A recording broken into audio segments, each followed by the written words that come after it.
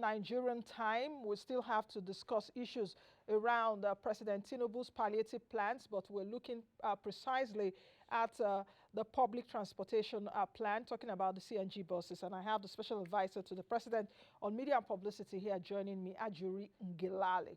Hello, Ajuri, and welcome to the show. Always great to be with you, Nancy. Thank you for having me.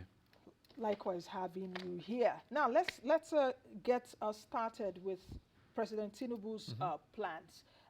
Of course, we heard the broadcast on July 31 at 7 p.m. That day when the president came up with different palliatives for especially MSMEs, right, then the transport sector, then agric as well as health, agric education and health in different states. But I want us to really center around the public transportation plan. How is this plan going to work out? Thanks, Nancy. You know, so His Excellency President Bola Ahmed Tinubu is very much aware, acutely so, of the multifarious challenges, economic challenges facing our people. And he knows that one of the areas where the shoe has really been pinching the foot of Nigerians is the issue of the removal of the subsidy and the rising costs of energy in the country, which is why as part of the set of palliative measures that were announced in his most recent address, he really zeroed in on the 100 billion naira investment that he's making in the procurement of 3,000 CNG fueled buses. But more than that, it's one thing to provide buses to transportation companies across all urban centers, across all states of the Federation, which is one part of it. It's another part entirely, though, to ensure that you have the supply that will now satisfy the demand that's created by the availability of these buses. So the president, of course, operating through the Nigerian National Petroleum Company Limited, NNPCL, is partnered with NIPCO, an indigenous company that already has 14 CNG filling stations in the country. In fact, they're kind of the first mover in the country when it comes to CNG. They started in 2009. So in our agreement with them, what we have agreed is that they're going to establish between two phases, 56 new CNG filling stations nationwide. In phase one, where it's going to be 21 filling stations that would have been established by the end of the first quarter of 2024. That's approximately 9 months from now. And then phase two is 35 additional CNG filling stations, making 56 altogether by the end of the first quarter of 2025, essentially the president's midterm. Now, in addition to this, it's one thing to provide the filling stations. It's another thing entirely to ensure that you have the feedstock of gas required to get to these various filling points, which is why the president has ensured that we have an articulated set of gas pipelines that will feed these stations, as well as what we call virtual pipelines. The virtual pipelines being trucking networks of trucks that will be distributing the CNG from location to location to ensure that the entire system works. But we're working with the state governments, Nancy, to ensure that even as we deal with the issue of supply, that on the demand side, it's not going to be just buses that we're providing. It's also going to be Nigerians and their cars. The president has in collaboration with NIPCO and some other investors that are coming in, which we will announce in due course, we're going to be putting together these, CNG conversion kit fitting facilities nationwide, where you'll be able to take your keke napep, your Okada, your, saloon car or your truck or whatever form of vehicle you have to that place, and then they will be able to fit the conversion kit onto your vehicle. So that's another part of it. How we're going to try and make that cheap are two different ways. The president, we know that when we've talked about this in the past, it's always been shown that CNG kits are quite expensive. So what we're doing are two major things. One is we're working with this, we're going to provide zero customs duties and zero VAT on all conversion kits being imported into the country. That should automatically, from the outset, drop the end consumer's cost implication. In addition to that, we're also going to ensure that we provide a financing mechanism through through banking partners that we're going to be working with, so that a Nigerian who's earning, for example, 100,000 naira a month or 60,000 naira a month, for example, will be able to take out a facility over, say, 5 or 8 years at a single-digit interest rate, and he'll be able to gradually, within his own comfort zone, her comfort zone, pay whether it's 5,000 naira a month or 10,000 naira a month until that conversion kit is paid off. Because we're seeing that paying for a CNG compliant vehicle, will be looking at anywhere between, depending on market conditions, 150 naira per liter to 250 naira per liter for CNG, as against 617 naira per liter for PMS. So over the long run, you're obviously looking at a massive savings. Okay, let me take you up on a few things you've said. Right. From now till then, because the president mentioned even March 2024 during his speech about 7 days ago, how can Nigerians between now and 2024, when all these plans will crystallize, and I'm also very sure that even after March 2024, the plans will still be on. Absolutely. Now the fuel subsidy is gone, prices will be adjusted as international price or Brent gets adjusted. Absolutely. That means that Nigerians would even buy fuel at higher prices than what it is right now. That's right. So how can vehicle owners even go now? You mentioned NIPCO, and I'm aware of that. How can vehicle owners go right now that are willing to convert? Because I also do know during Buhari's government, Minister Silva, at that point in time, of course, we had the gas plan in 2020. Minister Silva also mentioned things like that, but we didn't see the end of it.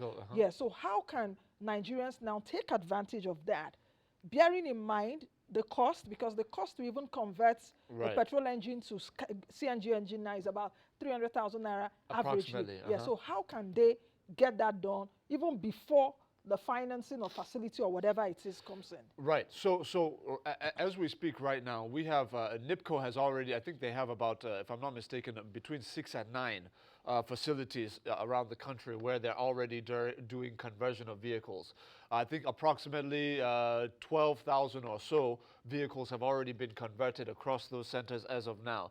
Of course, the reason why the numbers are so low is because you simply don't have a lot of supply at the moment, because you don't have CNG filling stations across the country, which is why you can't build supply without building demand, and you can't build demand without building supply. They go hand in hand. So for us, our focus is on ensuring that once we have CNG filling stations, for example, across all states of the Federation and across even all senatorial districts, then you would now have a situation where more Nigerians will now obviously feel compelled and ready to convert their vehicles. Because you're not going to spend 300,000 naira, for example, out of pocket for a conversion kit when you're not able to even find the CNG station that will fill up your car on a consistent basis. So that's a major part of this. But it's also important to note, Nancy, that aside from the 56 stations that we're going to be putting in place over the course of the next 18 months or so, there's also a major factor of the NNPC Limited co-locating the new CNG fill-up points at existing NNPC retail stations. You'd recall that the NNPC retail station, kind of tentacles across this country are the largest of any company in the country in terms of the depth of penetration across all the states. So what we want to do is want to take advantage of that footprint that we already have on ground by putting in the CNG fill-up points at the existing NNPCL filling stations, in addition to what NIPCO is doing. We're also in extensive discussions with Greenville LNG, because there's something unique about CNG, which is that if you try to transport it in a mobile cascade unit, a mobile cascade unit is essentially, for our viewers, it's essentially a mega truck that will transport a tank of CNG from a mother station. We call it a mother station because it's kind of like the hub from which you will extract the CNG, cascade unit to fill the cascade unit. You now transport it to a station that's not connected to a gas pipeline, and then you will use that cascade unit to fill the station that's not connected to the gas pipeline. But my point is that it can only go about 250 kilometers. before the CNG that is in the cascade unit becomes non-viable. So you have to create a network that has intervals, distance intervals in between of less than 250 kilometers. This is what is being planned out. This is what we've agreed with NIPCO. But we have Greenville LNG that already has an articulated network of virtual pipelines. That's a trucking networks where they've been moving things like LNG, things like PMS, and the like. We're going to leverage on that network they've already built in the north, especially. NIPCO's area of advantage is the south-south, southeast, and southwest. So we want to now ensure that all parts of this country enjoys equitable spread of these CNG facilities, and Greenville is predominantly in the north. So this is how we're mapping out our CNG facilities over the next 18 months. Okay, I'm also a bit curious about supply. Right. In terms of supply of gas. You mentioned earlier talking about pipelines and all of that. I would like to have more details on that. Sure. Is there a team working right now on this? Because since the past 7 days when the president made that address, part of what my analysts have been saying here on the show is that the implementation and the execution of it, which the president wasn't too clear about in the speech. So if you can help us understand perhaps the implementation and the execution of it, if there is a current team working on all of these you're talking about, or should Nigerians wait for when the ministers have been sworn in for the various ministries, perhaps petroleum now, transportation, the environment ministry will also have to come into play here and all of that. Just like we saw, I think, in the last administration, Ministry of Transport and Ministry of Environment tried to work on, I think they got a policy brief from a center in India and all of that. Right. But just speak to me about that. Absolutely. So clearly the issue of execution of good ideas has always been the bane of our country. So it's a natural question to ask. What we've been doing is that we've said, look, if we don't, the reason why CNG is the priority as of now is because we're looking at domestic gas utilization and ensuring that we make maximum, we get maximum revenue generation out of the resource that we have available. You can, if for example, you're dealing with solar power is good for in-country, but you're not going to export the sun to another country. You're not going to make money from the sun. We can't export the gas. So ours is, if we can produce the CNG supply chain and the CNG demand chain, where manufacturing vehicles and buses in country that we can export to our neighbors who will be using CNG buses and then using CNG, the fuel coming from Nigerian gas, then we're making revenue on all sides of it. Now to the question you just asked me.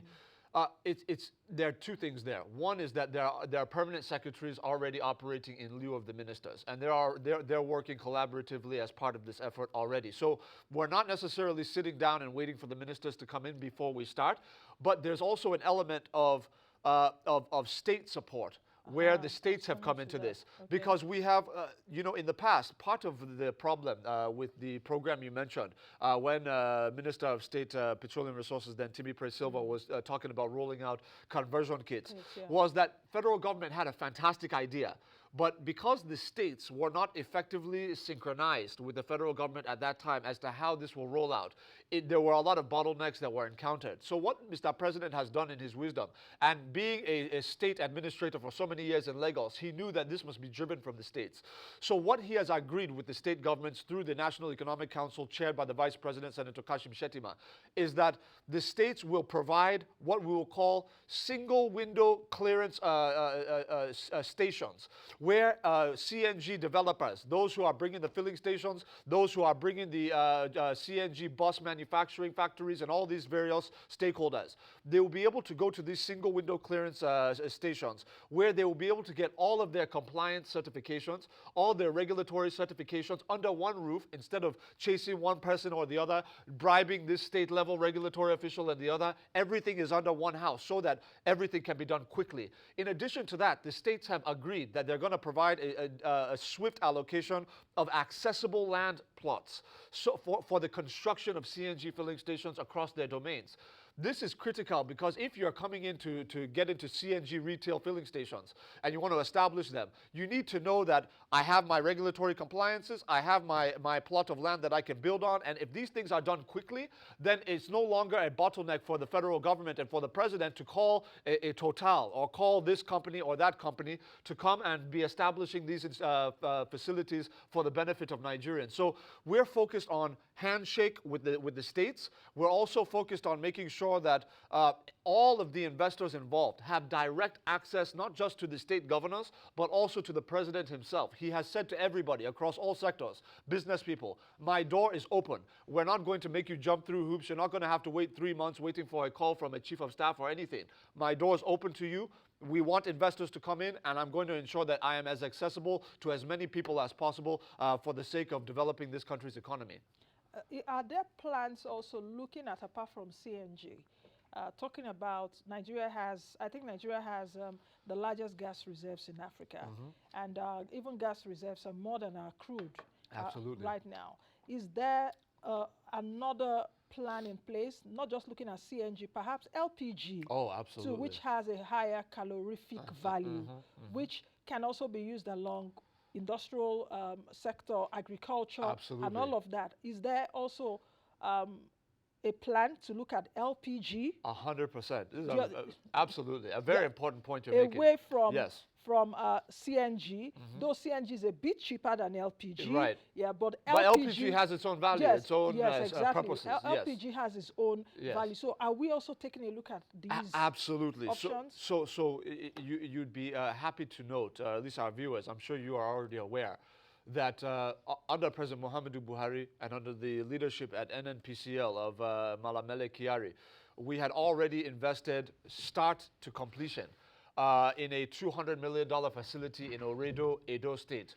Oredo local government, which is the Oredo gas handling facility. Essentially, it's enabled us, really for the first time in a large-scale format, to take our natural gas resource and essentially refine it, add value to it into the various products like LPG for local consumption, for domestic utilization, and for LPG, as well as export. You can get it even from crude oil as they are Absolutely. And these are the opportunities we have now. So NNPC took the bull by the horns at that time. That was, I think, 2018 they started. I believe they completed it 2022. And what we want to do is they took the bull by the horn to show that this can be done, it's viable in Nigeria, to show the private sector that you can do this, and government will provide the enabling environment for you to refine the gas into several of these other products that will be useful. Because right now, when you're talking of cooking gas, you're talking of all the various other, even vehicular transport can be powered by LPG in certain segments of transportation class. So for us, it's a major priority, and we have shown the capacity to be able to provide a $200 million facility for that purpose. But now we're saying we want to go into partnerships with the private sector to ensure that we can establish more of those facilities around the country. Now, you asked a question earlier that I didn't get to answer yet, which was the issue of gas pipeline network. Exactly. This is why the $2.8 billion Ajuri to Kaduna to Kano gas pipeline is so pivotal. Because before now, most of our pipeline networks were obviously concentrated between the south-south, the southwest, and some in the southeast, with a little bit of touch in the north-central. Right now, we've been able to take it with the AKK. We're taking it now up through the middle belt all the way up into the core north. And what that allows us to do is it now allows us to have a foundation branch within the north that we can now, I should say a foundation route, rather, that we can now loop the branches out of to connect the gas out of the AKK into the various, gas handling facilities, petrochemical industries, textile industries. I mean, the possibilities are endless, LPG production and the like across the north. We want to ensure that the CNG that gets to the various stations across the north will have a feedstock line that ultimately had been provided by President Muhammadu Buhari through the AKK. So we do have the skeleton infrastructure. Now it's a question of building off of that skeleton that the previous administration had provided for us. And certainly President Bola Ahmed Tinubu is in a hurry to do that.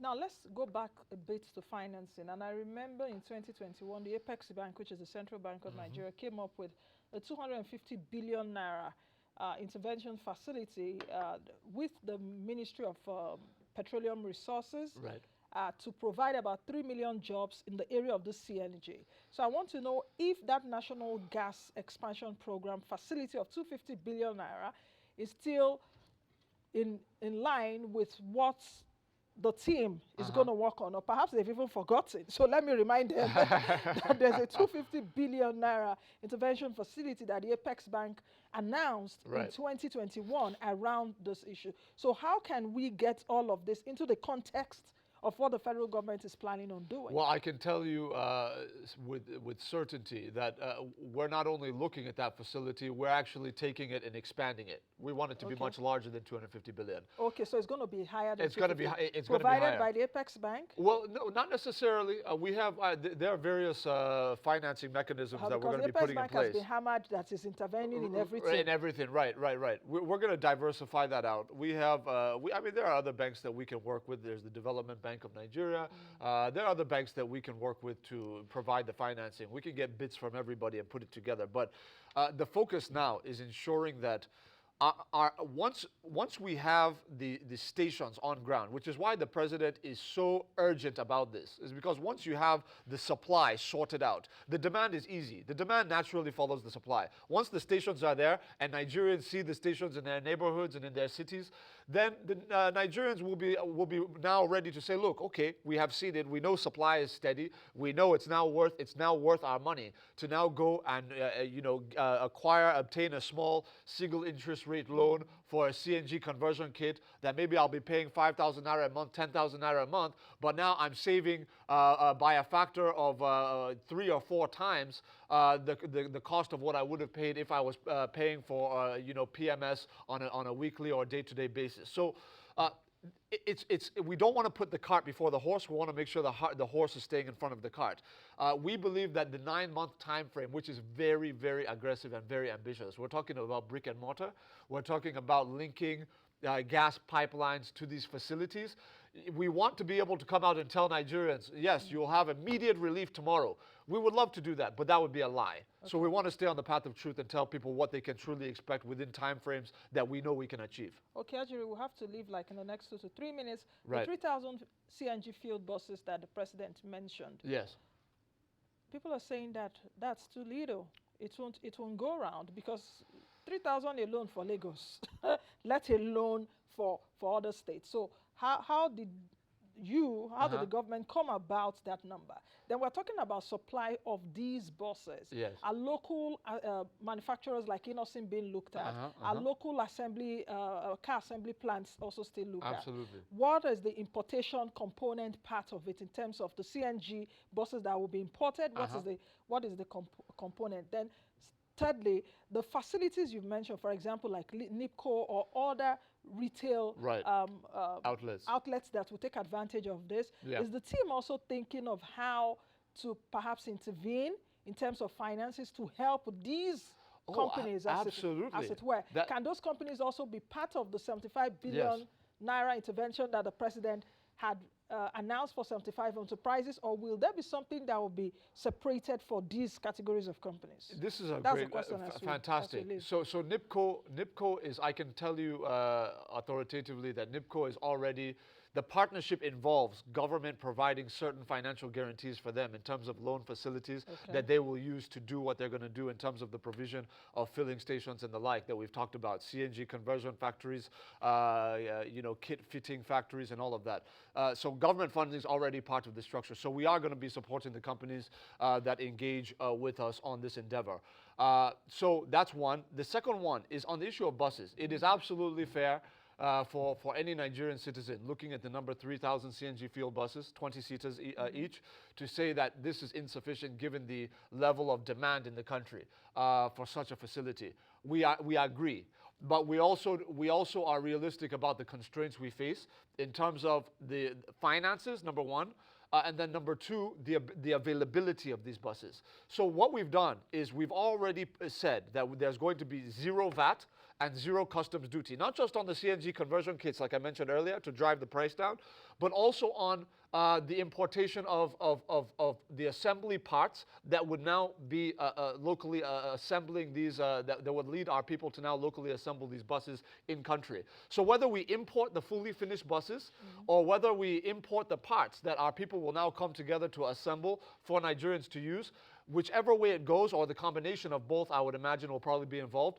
It's all going to involve, it's all envisaged on the basis of the fact that we know that the supply in the international community right now for finished CNG fueled buses is such that we have to be moderate in what we're promising. It's better to under-promise and over-deliver than to over-promise and under-deliver. That is the tack our administration is taking. So we say 3,000 at the outset.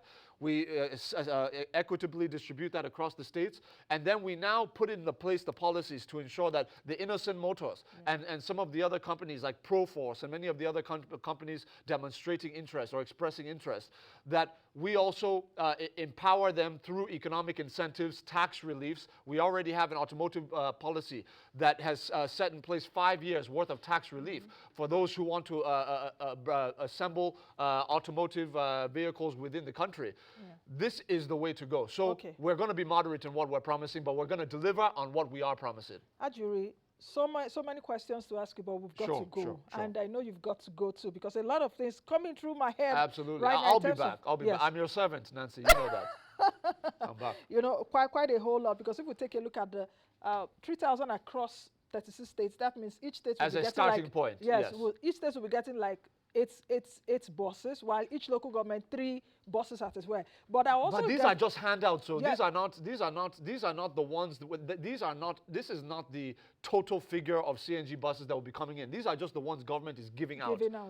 I understand that. Okay. Ajuri, we'll come back again. Thank you very much. Thank you. And definitely I'll get an analyst within the auto gas sector that will look Absolutely. at it, and safety and other issues. Sure. That's the much we can take on today's edition of the program.